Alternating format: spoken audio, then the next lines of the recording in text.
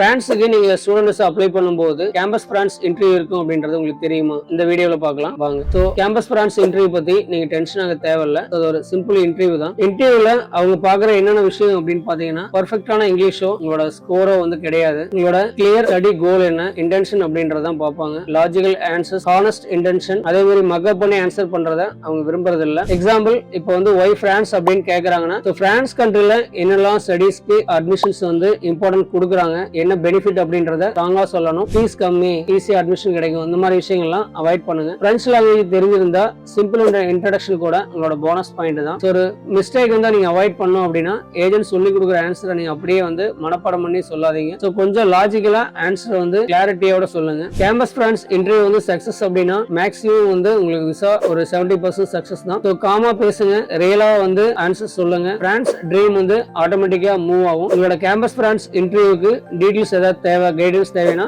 எங்க டீமை கான்டாக்ட் பண்ணுங்க. நாங்க ஃப்ரீயா கைடன்ஸ் கொடுக்குறோம்.